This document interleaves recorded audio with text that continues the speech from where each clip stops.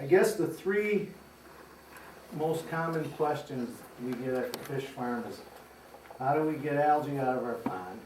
How do we get rid of blue herons? And, your favorite, and how the heck did you get started in this thing? So that's what I'm gonna talk about You tell me tonight. about your goldfish pond and the blue herons? Oh, yeah, brutal.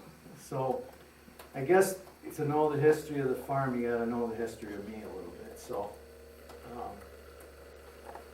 I guess in 1951, in October, nearest I could tell, there was some spawning that went under, and I was born July 4th the next year. My parents, all four of my grandparents were from Italy, and we lived in Endicott on the north side. Everybody was Italian there, and we migrated from the 200 block to the 700 block. That was our big move in life when I was 12. And I'd say from when I was 4 or 5 years old till maybe 20, every single Saturday, almost without fail, I went fishing with my dad somewhere. We drove all over every Saturday and fished, so I had an interest in fish from when I was a kid. And let's see, probably, you start getting interested in other things around 18 to 20, so I slowed down a little bit. When I was Something in- other than fish? Yeah. I went to UE in Endicott, and, when it comes to be college time, you start looking at what you wanna do, and, I wanted to be a forest ranger. When you go down and look at the books, and you say forest ranger, starting salary 7,000. And engineer 11,000. Okay, I'm going for engineering. That's pretty much what happened. And I went to Broome Community College, 2-year degree, and then I went to RIT, got a 4-year degree in mechanical engineering. And my whole life, even when I was young, influenced by some relatives and things, they always talked to me about having your own business, so that was always burning in my brain to have my own business, and I was also interested in nature, so. I got out of RIT in 1975, and I was a mechanical engineer, and I also met Pat that year, and I got my first job at Raymond in Greene, and then my second job was NYSEG at Milliken Station on Cuba Lake, which was kind of nice. Sometimes I question why I left that. And then I got hired in Owego at IBM with all the Dohertys. And, so I try, Pat will tell you how crazy I drove her, because I was always trying to come up with businesses, little ideas here and there. And let's see if I get the date wrong, I think it was 1978, we were gonna get married the next year. I saw a little ad in the paper, said, own your own lake, Gander, New York. So I called her, I said, you wanna go look at this place? We weren't married yet, but we wanted to look at a house. And we ended up buying a house on Cass Hill Road from Gordon Amon, if you guys remember him. And it's actually named Lake Diana. There's a 4-acre pond up there. It's a really pretty place. We ended up living there for 8 years. Having that pond like that got me more interested in fish. The place was loaded with fish, so you never let anybody go there. And I think it was probably maybe 1978, 79. I took a trip, the closest place I could find to buy fish, I had to go to a place in Pennsylvania, Drifting, Pennsylvania, Zet's Fish Hatchery. I don't know if you ever heard of that. And I went down with my dad, and I was buying some pickerel, and we had to wait a couple hours for the fish for some reason. And this old gentleman, I think he was 90 at the time, I just started talking to him, and he was Mr. Zetz. He was the guy who started the place. And he was telling me, when I first came here, I had one pond and a tent. We didn't even have a house, and he was telling me this whole story. Of course, then things started cranking in my head about, I got 4 acres of water, you know, I gotta be able to do something with that. So, I started reading about different things and thinking about it, and every spring I would see, I'm sure if you've seen ponds in the spring, I'd see schools of bass swimming around, big, just hatched, you know. And I got an idea, maybe I could sell those things. So I wrote to the state, talked to the state, and they said, yeah, we can give you a license for that. And I'll tell you later about how things have progressed over time. You can't just do this stuff anymore, but they said, sure, we'll give you a license to sell bass. So officially, 1981 is when I started the hatchery. And all I did the first 2-3 years is like a madman, because I didn't know what I was doing. I would go out in the lake in a boat, I'd find those schools of bass, and I'd go crazy netting them, get as many as I could. And I built a couple cages, I had them in the water, I put them in there, and I sold them. Little tiny, not even 1-inch fry. You know, in the first year, holy cows, I had $200 of sales, it was like crazy. So, that happened for 2-3 years, right there on Cass Hill.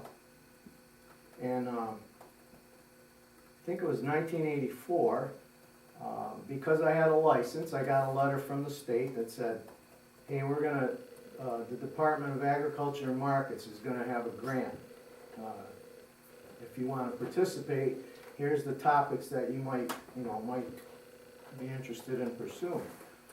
And I read through there, and I had some training at IBM and Lockheed doing proposals, you know, so that helped tremendously. So I came up, just by what I learned over 3-4 years, I had an idea about how to raise bass a little better, a little bigger to sell, instead of just holding them in a cage. So I put together a proposal and I sent it in, and I spent a lot of time on it. I had, it was really, you know, written. I had references to questions. I had everything cross-checked in there, and, you know, you could follow it pretty easy. And the Department of Agriculture called me and said, it's down to 2 proposals, you and Cornell. Really? And he said to me, he goes, they have a lot more technical content than you do, but yours is well written, and if you can cut down the price a little bit, we're gonna give it to you. I says, yeah, I can cut the price. So, that was 1984. I think the year before, Pat and I bought the land where our house was gonna be on Osofsky Road. So that's where I wanted to put this grant money.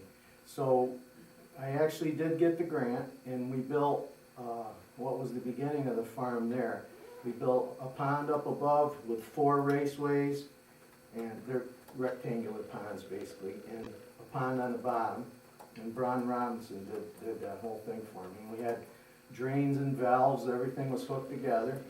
And it was basically what I wrote about was a better way to raise bass. And down south they had been doing this on a bigger scale, but what I did basically, and I don't know if you guys remember Dick Herbert was a farmer down there. I would fill these raceways, these 4 raceways from the pond up above, just open the valves and fill them up in the early spring.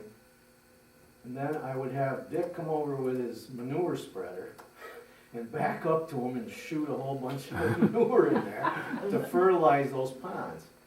And then in all the water we have here, there's all kinds of zooplankton. If you feed it and you fertilize it, it multiplies. So what I was doing was getting these 4 raceways to multiply the zooplankton. And then when I go around catch all these bass in the spring, I would take a couple 3,000 and put them in each one of those 4 ponds. Then by early July, they had grown to 2-3 inches, eating the zooplankton from the fertilized water. That was kind of what the grant was about. And I had what I owed the state from the grant was a written, documented report of what happened after I did all this. So that's what I did the following year to fulfill the grant. After that year, they changed that program. they made it like you had to match the money. It got a lot more complicated. And I kinda lucked out, I got in on the first year and it helped me get started. So now we're up on Osofsky Road, and we built the house there. Those ponds were built before our house. We ended up with 14 ponds out there. And I had also got into hatching trout. We had a little hatching house there, put in another well, and the hatchery kind of from 1985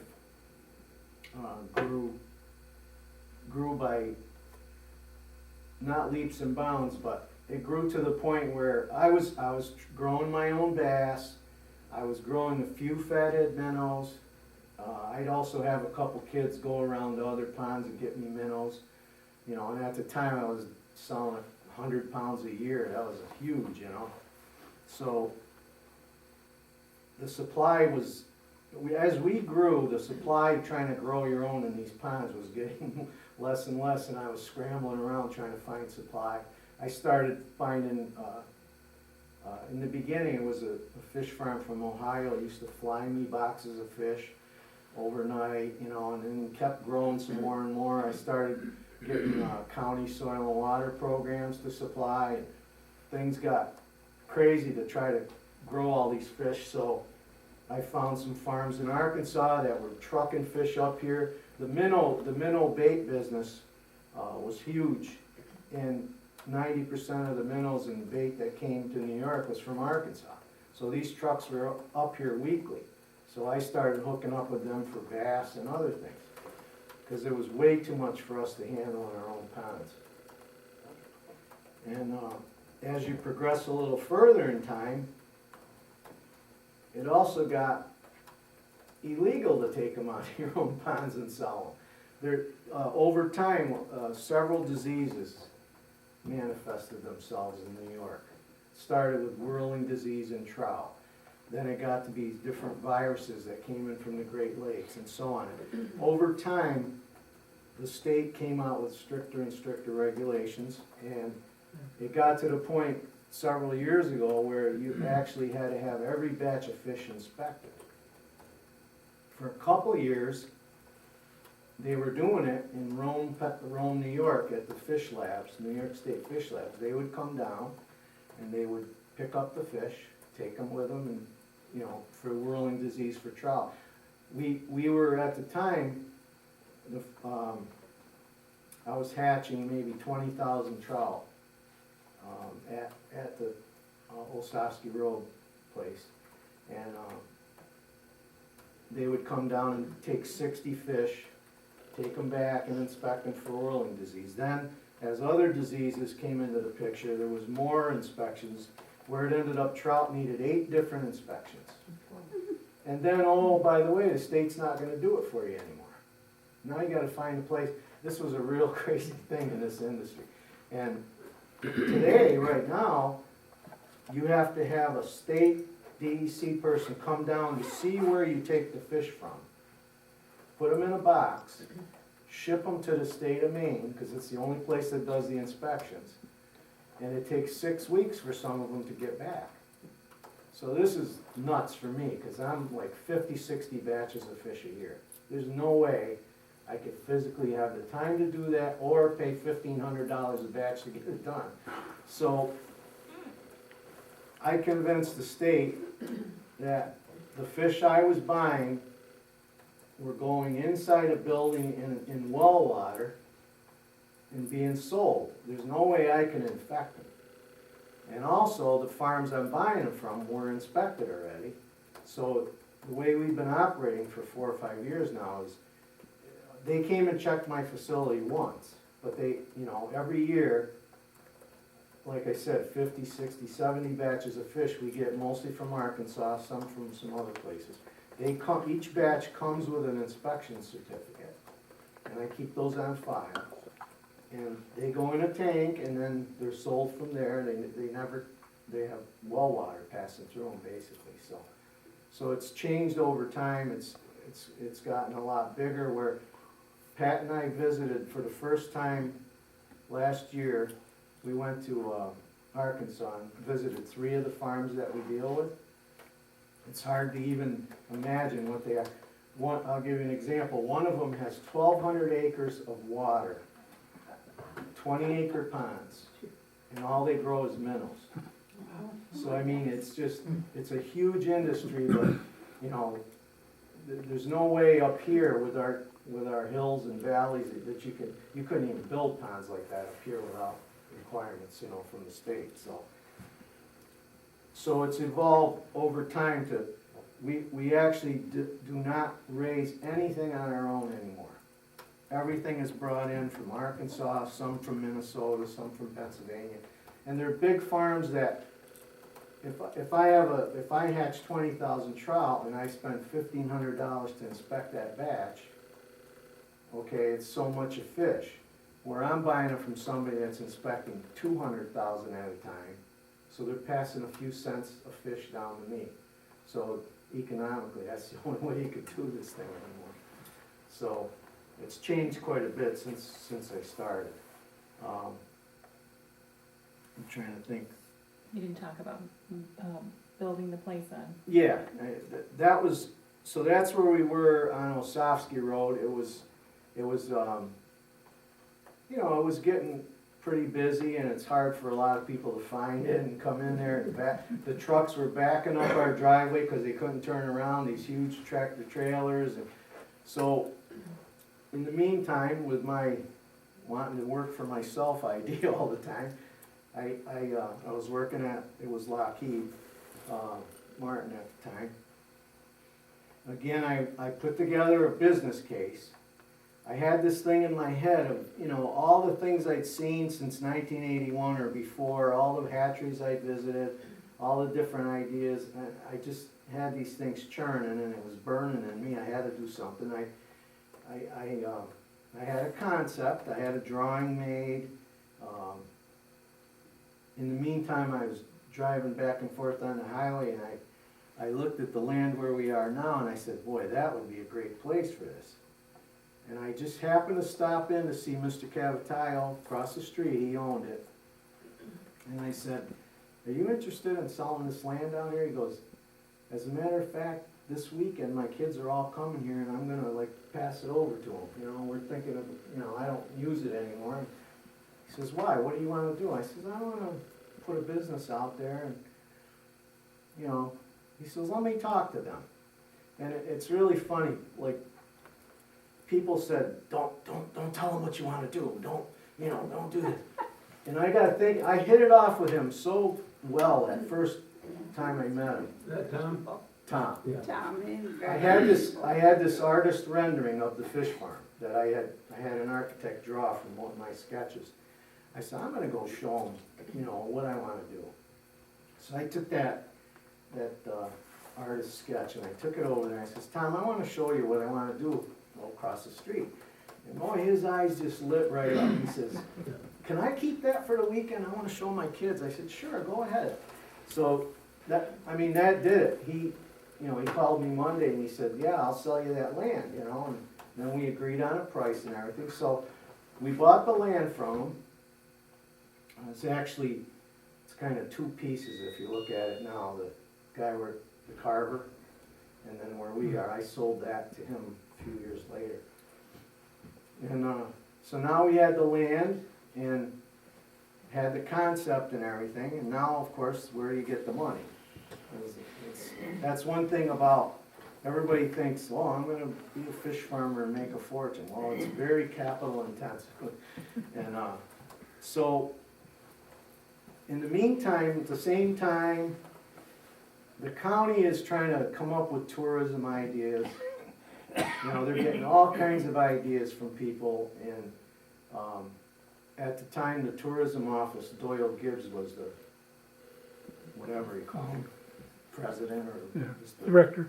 Yeah, director. Yeah. And I showed him my whole thing. Man, he was excited. You know, he said, this is really looks good, you know. And the original concept, and that's another thing you'll probably see, or if you've had a business, things don't always go the way you plan, you know, but the original concept the main part of the income of this business was gonna be tourism. And you look at the Iron Kettle and you say, oh man, look at, they're bringing 50,000 people here, they're all gonna stop here. I gotta set this up for tourism. So the original plan had like 70% was gonna be tourism, and it had, you know, food to eat, it had fishing in the pond over there. It had, you know, all kinds of tours and all stuff like that. And that was gonna be the biggest part of the income. And then we were gonna sell some crafty products about fish and fishing and the fishing itself. And the stocking part, I probably didn't even show double what it was, you know, the way it was now. I didn't grow that much really in the plan. So lo and behold, here comes everybody with money. County, the bank loaned me, it was all loans, but everybody wanted to give me money to do this all of a sudden. So holy cows, this is real now. So kind of like a dummy, I took it all. You know, we built that place out there, and the first 3 years, the first year, I actually had 7 employees, and I just saw Lila come in. Her husband Doug was one of them. We had 7 people there. I was still at Lockheed, and I had Alex Weiss. I don't know if you know the Weisses, Steve and Mangle. His son was kind of managing it. We had 7 people. We had fishing down at the pond, which I thought was going to really go crazy. It was good, but it wasn't profitable, put it that way. And we had people cleaning the fish and packaging the fish. All the people would walk in and they could leave with fish to eat, you know. So we tried that. The first year we had 7 employees. The second year it went down to 4. Third year it went down to 2. You know, it was draining me bad paying everybody. So we got down to where it was just me, my wife, my kids after a while. And we did away with all the tourism stuff. We went right back to the original guts of the business, which was stocking fish. And the ironic part about it is the stocking fish piece has reached what I planned for the whole business back then, but a different way. You know, we did away with the tourism and all that stuff, and we're just doing the stocking. And we do have some pond products and things, but I think there were several businessmen in the area here, you know, talked to me a lot, and they were kind of self-made guys, and I always respected people like that. And they said it's gonna take you 10, 12 years, you know, to just see the light of day, and they were right. It's, I mean, just in the past couple of years, it's paying for itself. I'm not really making a living off it, but it's paying for itself finally. But we're up to 2,800 customers in our list that, they don't come every year, but I mean, you know, just a lot of people have come for fish. And then, of course, in the meantime, the internet, we have a good website my wife developed, and we just sent out 2,700 something postcards the other day. And you know, advertising is key, but the New York State, the DEC list of licensed hatcheries helps a lot. The internet helps a lot, our postcards help a lot, and being visible out there on the highway helps a lot. So, Who buys your fish? we private people with ponds, small lake associations, the soil and water programs we supply. Alex Weiss does the business. Yeah, and then I was gonna talk about Alex, who was the manager for a while, and then, you know, once I left Lockheed, of course, I had to be the manager. He moved away, he went to Maryland, he since has gotten married, he has a couple kids now, but, what is it, 4 or 5 years ago he called, maybe? Maybe, yeah. 4 or 5 years ago, still living in Maryland, he called me and he says, hey Rick, I have an idea for a business, and I wanna like partner up with you, And your facility is where I wanna get all the fish, but I wanna have my own fish stocking business. So we talked about it, and what he does is, he did at the time, he got licenses in Virginia and Connecticut and Massachusetts, 6 states he got licenses. And I just have New York and Pennsylvania. And what he does, what he started back then, and he's grown to about 20% of our business now. What he does is he gets the licenses every year from the other states. That Pennsylvania we overlap, but he has routes that he has on the internet. He says, by the way, on May 2nd, I am going to be boom, boom, boom, boom, boom, boom, boom in Pennsylvania at these times. If you'd like to order fish from me, and he does it all online. He gets orders, lets me know what he needs for that weekend. Pat and I meet him at 3 in the morning, usually on Saturday. Back then, he was doing it from Maryland. Now he moved back here, and he's doing it from here. He pulls in with a van, and the 3 of us load anywhere from 40 to 80 boxes in his van, and away he goes. And the fish are in a box with a bag with about 2 gallons of water and pure oxygen, and it's sealed. And we stack those boxes in his van, and away he goes. And then he has, his first stop might be a Walmart parking lot in Scranton. And he gets there, and the people are there, and he hands them their box. Every box is, the way we work it, it's kind of like a little assembly line. Pat takes we make the boxes with a bag in them ahead of time.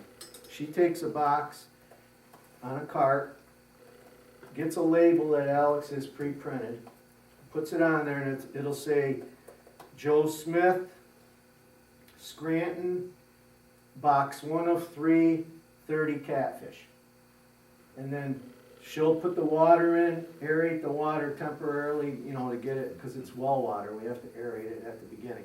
She'll wheel that over to me, I'll put 30 catfish in, I'll wheel it over to Alex, he'll put the air, seal it up, boom, load it in the van. So, we can, I don't know how long it takes us, in an hour, we could probably do 30, 40 boxes. But that's why we moved there. Yeah, you might have noticed there's another building in the back. People thought we were expanding. Yeah, I gotta put some signs. Even customers are driving down. But, that was the next part of this process. So, let me talk about that now. I was where I was gonna be buried, on Osofsky Road. Never, I was gonna ever. help them. She was gonna dig the hole.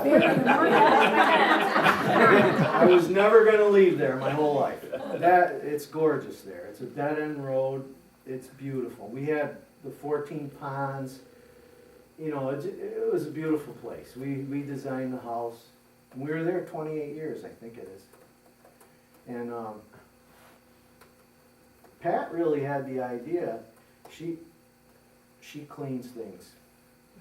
And she's spraying the outside of the building, and she says, if we had a house like this, it'd be pretty easy. There's no maintenance. Yeah, that'd be, I didn't think she would like a steel house, but here we are. We did it. And it's a pole barn house, steel, and it's insulated well. We got heat in the floor. And what it's done is, I don't raise fish in the ponds anymore. So those ponds were all there just for me to walk around and fish or play. And it was very hard to maintain that and this. So she had that idea about consolidating, and that's what we did. Last year we built our house there, sold our other property to some very nice people. I mean, it worked out really nice. They're very nice people. You probably meet them sometime. And we left there, and we're on one property, one piece of property now, which taxes are better, and it's a single floor house. It's all we need. Our kids are all grown, and I'm kind of looking forward, both of us, to this season to see how it goes. With fish being right there. I mean, I was driving out there 5 times a day. you got 20,000 fish over there, you can't rest, you know, you're out there checking this and that, and things can go wrong quick. I mean, you know, after this much time, I can see a tank and say, uh-oh, something's not right. So it's gonna be a lot handier. And, so that's where we are now, we're down to one place, one property. How many different kinds of fish do you raise? Yeah, I brought some of these you guys can take, but we have 10 different kinds of fish we sell. We sell trout, usually just rainbows, but I do get some browns and brookies in. Catfish, largemouth bass, bluegills, fathead minnows for stocking with the other fish for feed. What am I missing? Koi, which are ornamental fish. Grass carp, which are fish that eat the weeds in the pond. What am I missing? The fall fish. The fall fish. Then in the fall, we take orders all season for perch, crappie, and walleye. And we get those in the fall one time from Minnesota. So that's like a crazy 3-week. You know, we take orders all year long and then call everybody, hey, they're here, come and get them. How big are the fish when you actually sell them? It varies. The bass are 4 to 6 inch. The thing that's happened with bass over time, you couldn't raise bass on food. So you had to get rid of them at 3 inches. They start eating each other. The South, people in the South have kind of perfected getting them on feed. So I buy 4 to 6 inch bass and they're on pellets. And if you feed them, they stay on the pellets. And I have people with 6-pound bass in their ponds still on pellets. So it's really made bass a lot more of a, actually, New York just approved last year being able to sell bass for human consumption. You know, I know one farm that's doing that, but they have to come from a farm. They can't, like, you can't catch them in the wild and sell them, so they have to be, you know, it has to be a certified place. But we sell the fish food. All the fish we have are on pellets.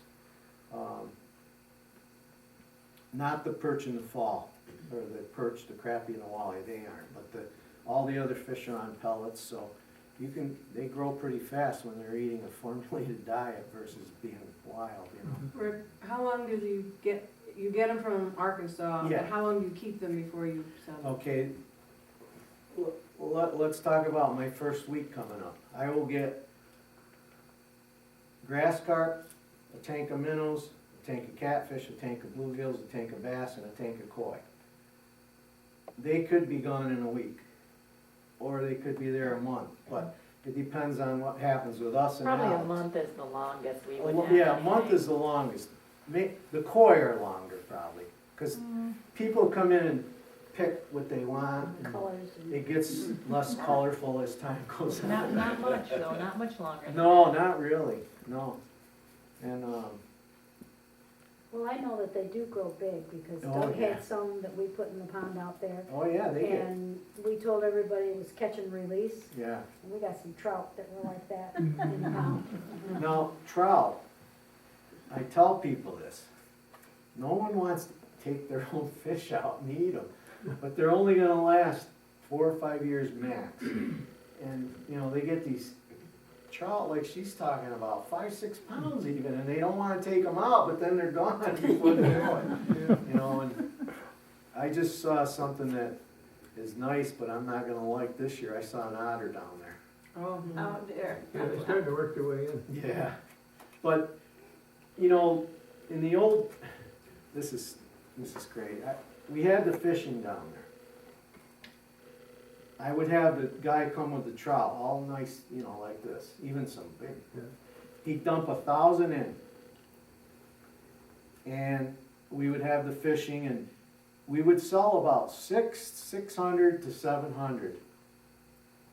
And it would peter out. Get another 1,000.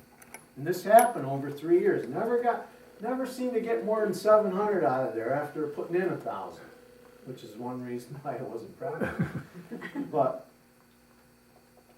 herons. If there wasn't a person there, there was a heron there. Besides the ones they swallowed, there'd be 6 or 8 a day on the bank. Oh my gosh.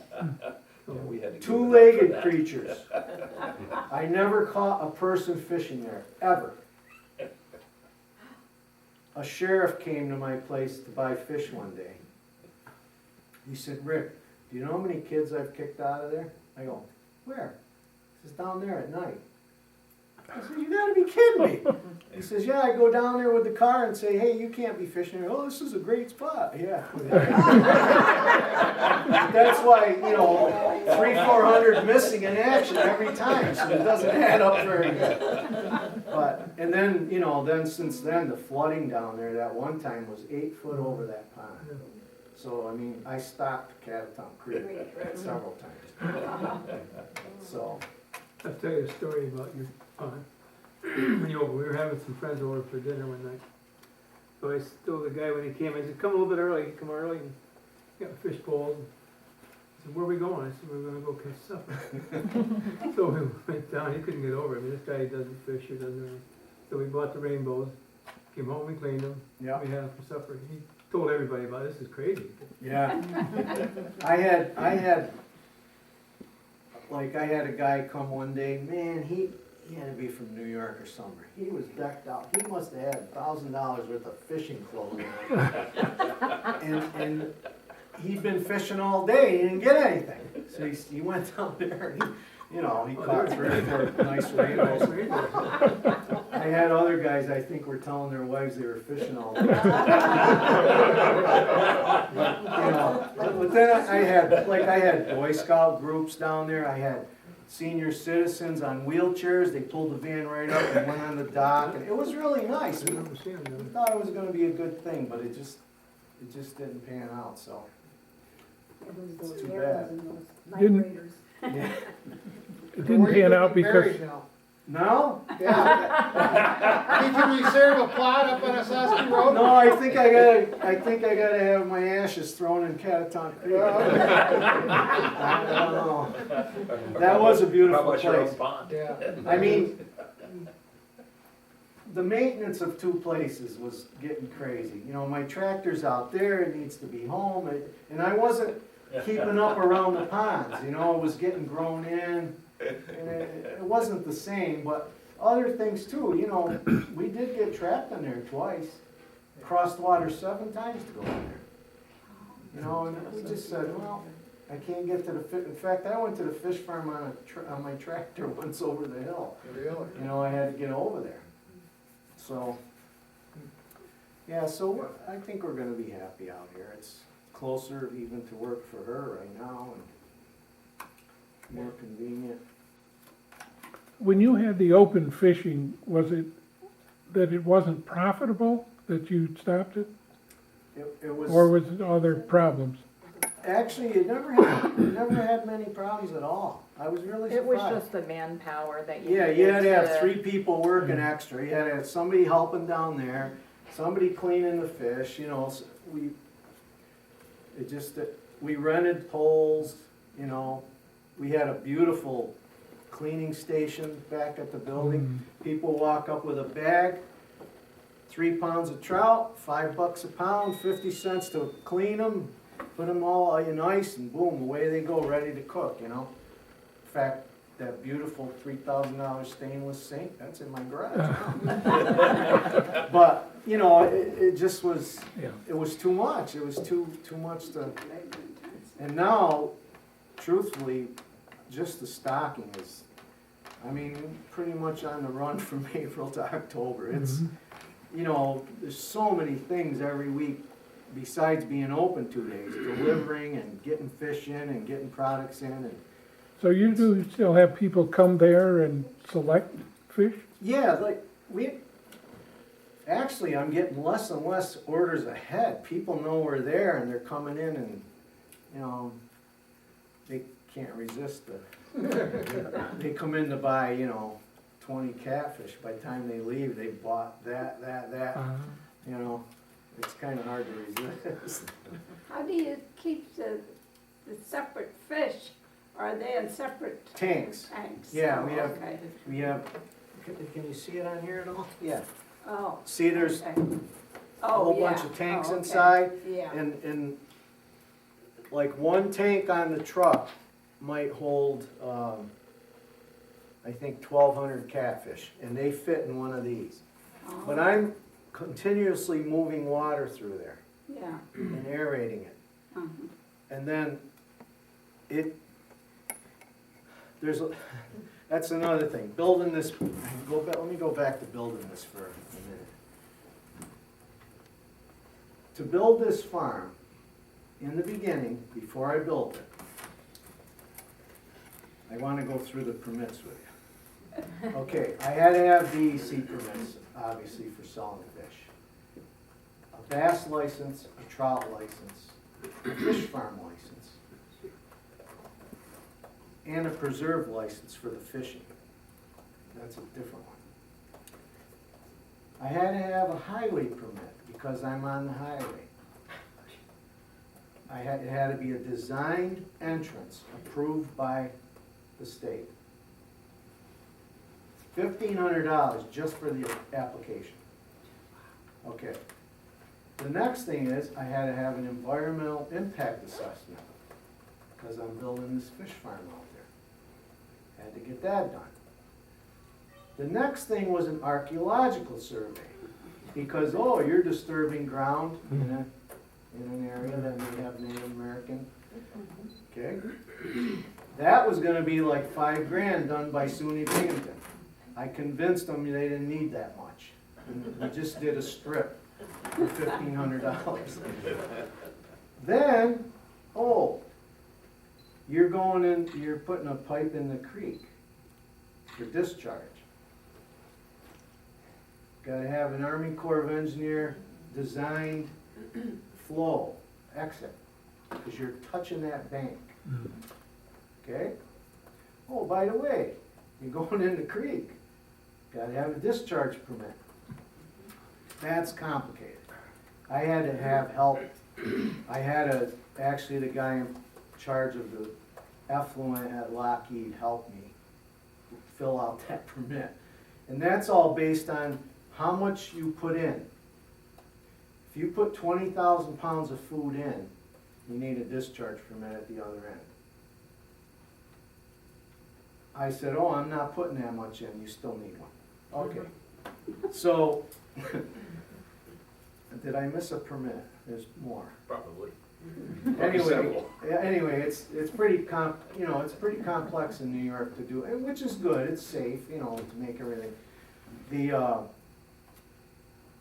way the hatchery was designed, I take that was the other permit. Oh, you're gonna suck water out of the ground. Okay, now the Susquehanna River Basin Commission must approve it. That was the other one. How much you gonna use? Well, it made a difference, I was lucky there. If you're a golf course or a farm, and you're pulling water out of the ground and you're spraying it on your fields, it evaporates. I was taking water out and putting it right back, so that made a huge difference. But I still had to have a permit, get approved by them. So I might have forgot another one, I don't know. So, the way this thing was designed, there's a couple different systems here. I have 2 wells that were drilled out there. One pumps 110 gallons a minute, one pumps 30 gallons a minute. 140 gallons a minute goes in a 6-inch pipe, comes up to that big silo. Is there a picture? Yeah. Fills this silo. This holds 15,000 gallons of water. Fills it up, turns off the wells. Then we gravity feed out of there to all the tanks. When it gets down so far, it turns the wells back on, fills it up. So the pumps aren't going all the time. Some parts of this year in the summer when I don't have any trout in the building, I might only be using 10 gallons a minute. But in the trout time, I might be using 50 gallons a minute. So I got that. Okay, now the next important thing is the drainage. Every tank in the building And you might have seen, we did expand 2 years ago outside. I have found some huge stainless tanks that we put in. Every tank, every drain in this building ends up going down into 4 septic tanks, it's just the bottom half of the septics. It goes from one to the next, to the next, to the next. That takes out the big sediment. It spills out into 150 foot of stone creek that we built, falls into the pond, out of the pond into the Cataton Creek. So when I did have to have a discharge permit, you had to monitor what was going out. It turned out I didn't even have anything going into my pond. The septic tanks and that 150 foot of stone, which is basically bacteria cleaning the water, my water was just like almost when it was being put in. So, you know, all that worked, I guess. So, and now we're only feeding, we're not raising fish there, so we're only feeding just to maintain the fish. So we're not putting, you know, maybe 1,000 pounds of food a year in there. So I was able to eliminate my discharge permit after a bunch of time. So, Probably helps that you're on gravel. what's that? Probably helps that you're on gravel. Yeah, that too, yeah. It's, the wells there, I don't know what the town has, but I'm 40 feet down. It's probably the same aquifer. Probably. And I think he told me I could get a lot more if I needed it, but I didn't wanna pump any more than that, cause, I mean, unless you have a full-blown trout hatchery, you know, where you need 600-800 gallons a minute. And, I mean, it's different than when I started. I'm not raising anything anymore, but I explained why. It's just the requirements, the regulations, the cost, and actually the cost of raising stuff up here with the electric. And, these places down there are incredible that Pat and I saw. It's just, you just can't even believe what you're looking at. You know, the guy drove us around for an hour, we didn't even touch the place, you know, and it's just crazy. Well, I don't know if I guess I hit it. Can you think of anything I didn't talk about with Pat?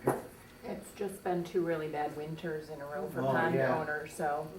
Unfortunately for people, not unfortunately for us, but last winter, we had a lot of winter kill.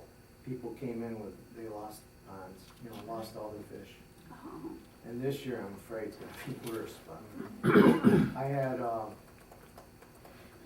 an 18-acre lake in Pennsylvania that had gorgeous campsites around it. I mean, really a classy place. They lost everything. They lost 2,000 or 3,000 pounds of fish they took out when the ice went off.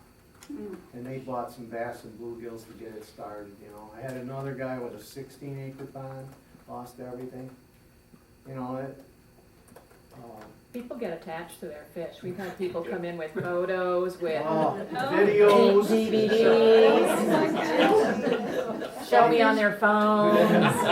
They have all their koi names, you know. This is spot, this is. Oh, absolutely. Yeah. Here's me and my fish. So did they lose them because the ponds froze? No. Or- No, if you read about winter kill, it's basically the oxygen is depleted in the winter because it's not just the ice, but when the snow is on the ice for a long time, the sun can't penetrate, and the sun produces With the the plants. oxygen in the water through the plants and through the. Bare ice is not so bad, but when they get the snow on it, then you get. Yeah, and we're actually, another kind of expansion, we're pretty much, I am pretty much, unless she wants to, not gonna expand the fish farm itself anymore, you know, I mean, it's about all I wanna handle unless like my son wants to get in it or something, it's enough. But we did expand into like, where I don't have to invest capital. We started selling aerators and fountains and things that go with the pond. And actually, this year, we're gonna look into windmill, because I have a customer that's an engineer and he really studied up on it. And he bought one last fall, and even this winter, the one he found actually keeps the big open space in the pond. And that's pretty, you know, with no power. And we have a lot of people come in and say, I want an aerator, but I don't have electric there, can you have anything? So we're thinking about maybe getting into that. So you might little see a bit. windmill on the property. Yeah, we might put one up so, you know, we can show people. I was always leery of them because the compressors in them, it didn't look like it generated that much air. But this one he found, I mean, it really has got an 8 or 10 foot circle out there this winter. So it might be worse, you know, we wanna do something that's gonna work. Then that could maybe, I think that would prevent winter kill pretty much, if you could have that going. They mount right in the pond? Yeah, you know, like about a 20-foot. No, it's not in the pond. No, there's an air Oh, it was stone underground to the system. pond, okay. We sell the power ones. Yeah. And I used to have one. When we had the 1,000 trout out there, we had a compressor with air stones out in the middle. And, you know, those trout stayed healthy all summer even. But, yeah, if you got any other questions, I don't know if I guess I covered everything. What were you put compressors on the windmills instead of the generators? Yeah, that's what they have, the bellows on there. And, I'm gonna look into that this year. I think it would be worth it to give that option to people anyway. Any other questions for Rick? I got my in-laws owned that farm before Tom had a tail. Really? Yeah, Sylvester, He owned Ned it 50 or- years, he told me. or, yes. Ned or Natupsky, I don't know what he was using then, but I'll be darned. Yeah, Tom was a great guy. you're in his pasture. Yeah, Yeah. I guess he had a barn there before I bought it, and the state Yeah. widened the road and took that. We found that, when we did the archaeological survey, we found some square nails, but we didn't find anything. Well, you mentioned having trouble with the heron. You know there's a rookery right there in that neighborhood. I wouldn't doubt it, yeah. You know where Jim Sines lives? Well, in the gully for him, on the old Kelsey place, you just Really, a rookery right have a there? rookery in Pretty good there. size one. I didn't know that. Great. So you're right close to the, Yeah, Sure, we're I mean, right in line with it. They're beautiful birds, I mean, it's, you know, there's not anything, there's not really anything legally. well, I you remember can you do. had some goldfish there by your door. Yeah, you can And You they can were buy given that. decoys In the front? that scare them away, and it works for about a week. Yeah. And then they come and knock it over. I mean, we used to sell them, but I didn't want it. Put a whistle on the windmill. They have, I've seen these, but you need power usually. Like if a heron walks by, you know, with a camera, it shoots water out. But the only thing I've ever heard somebody tell me worked for pretty good was a guy bought a mannequin. And he put loose stuff on it, and that seemed to work the longest. Yeah, they're fishermen. Yeah. They are. My experience with trying to deter any kind of wildlife is it works for a little while and it becomes a part of the environment It's and they part of, ignore it. that's it, yeah, I mean, you can't You're really, used to it. Well, I haven't been up there in late years, but there used to be a 25, 30 heron up there, nests in that gully. You're in a good spot. Big beach in there, and they had that tree was full of. I need Roger's carving. That Yeah, was you do. beautiful. You really do. Let's They'll talk. roost on I have to tell you a funny but illegal, almost illegal story. I had a couple come in and they were, I mean, how do I get rid of the heron? How do I get rid? That's all they said for about 10 minutes. I finally looked at the guy and said, there's no legal way to get rid of the heron. Lead poisoning. You know, and I just said that. And he goes, yeah. So his wife was sitting there dumbfounded, and she finally goes, well, how do you get him to eat the lead? So that was my favorite heron story.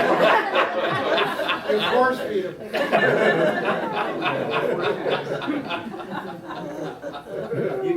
We get a lot of interesting questions.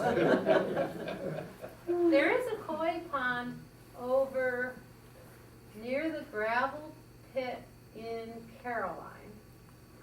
And they have a combination of like parachute cloth that they use for shade Mhm. and then electric grid Yeah, over the pond to keep the I air mean, out. you have to go crazy. I mean, I've even seen, wire strung around, cause they like to walk in, you know, but it's like defeat. But you know. your windmill could power your grid. Maybe, yeah. I just, Yeah. I kinda, Maybe a certain sound or something that could be emitted. Cornell could probably. they're so smart, they just get used to I it, know. you know. Yeah, and anything you put out there becomes a part of the environment eventually, and they just ignore it. I watched, the first time I had a decoy down there, supposedly a heron decoy works because heron are, believe it or not, you see one at a time. It's not the same Yeah. one, but it's one at a time because they're territorial.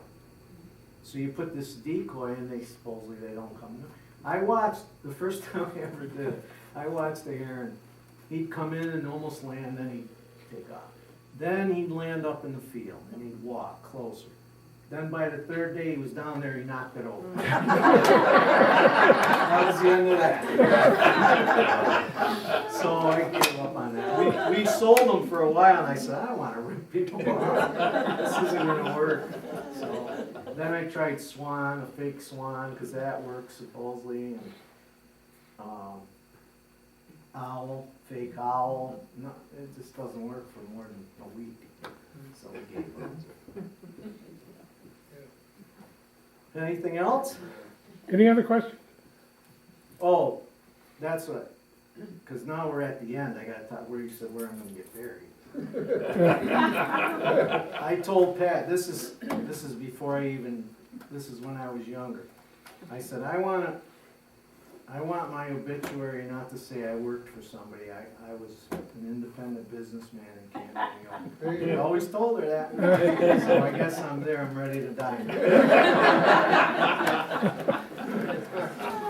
Okay, Rick, thank you very much. You got the shoulder, you can I said part-time. Well, EIT and ACOT, that's where she worked. Yeah, how old are you?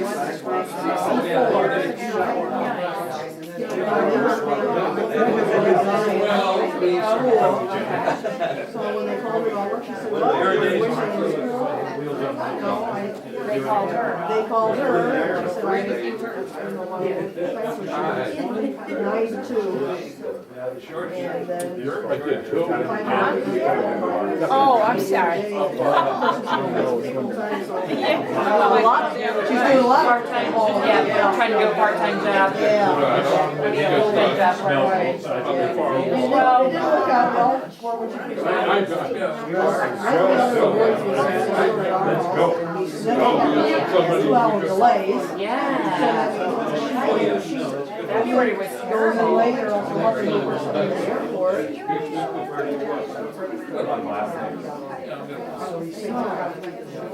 Roughly, I think I know where it Yeah. is. I want to say good time. Well, he was. Is it nice to Well, one have? time,